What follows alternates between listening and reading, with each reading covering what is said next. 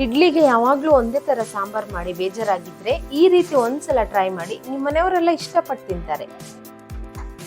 ಈಗ ಒಂದು ಕುಕ್ಕರ್ಗೆ ವಾಶ್ ಮಾಡಿದ 1 ಕಪ್ ತೊಗರಿಬೇಳೆ, 2 ಗ್ಲಾಸ್ ನೀರು ಮತ್ತು ಸ್ವಲ್ಪ ಅರಿಶಿನ ಪುಡಿ ಸೇರಿಸಿ ಕುಕ್ಕರ್ ಮುಚ್ಚಳ ಮುಚ್ಚಿ 3 ವಿಸಿಲ್ ಕೂಗಿಸ್ಕೊಳ್ಳೋಣ.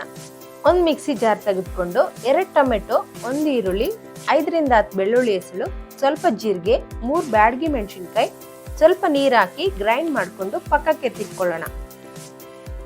ಈಗ ಒಂದು ಪಾತ್ರೆಗೆ 2 ಸ್ಪೂನ್ ಎಣ್ಣೆ ಸೇರಿಸಿ ಎಣ್ಣೆ ಬಿಸಿ ಆದ್ಮೇಲೆ ಸಾಸಿವೆ ಹಾಕಿ, ಸಾಸಿವೆ ಸಿಡಿದ್ಮೇಲೆ ಸ್ವಲ್ಪ ಜೀರಿಗೆ, ಸ್ವಲ್ಪ ಕರಿಬೇವು, 2 ಒಣಮೆಣಸಿನಕಾಯಿ ಹಾಕಿ, ಹಾಗೆ ಒಂದು ದಪ್ಪನಾಗಿ ಹಚ್ಚಿರೋ ಈರುಳ್ಳಿ ಹಾಕಿ ಸ್ವಲ್ಪ ಫ್ರೈ ಮಾಡಿಕೊಂಡು ಮೊದಲೇ ಗ್ರೈಂಡ್ ಮಾಡಿದ ಮಸಾಲೆ ಹಾಕಿ ಹಸಿ ವಾಸನೆ ಹೋಗೋವರೆಗೂ ಫ್ರೈ ಮಾಡಿಕೊಂಡು ನಂತರ ಇದಕ್ಕೆ ಬೇಯಿಸಿದ ತೊಗರಿಬೇಳೆ ಸೇರಿಸಿ ಚೆನ್ನಾಗಿ ಮಿಕ್ಸ್ ಮಾಡಿ ಸ್ವಲ್ಪ ನೀರು ಹಾಕಿ ಕಲಸಿ ರುಚಿಗೆ ತಕ್ಕಷ್ಟು ಉಪ್ಪನ್ನು ಸೇರಿಸಿ 10 ನಿಮಿಷ ಲೋ ಫ್ಲೇಮ್ನಲ್ಲಿ ಕುದಿಸಿ ಕೊನೆಗೆ ಕೊತ್ತಂಬರಿ ಸೊಪ್ಪು ಉದುರಿಸಿ ಚೆನ್ನಾಗಿ ಕಲಸಿದರೆ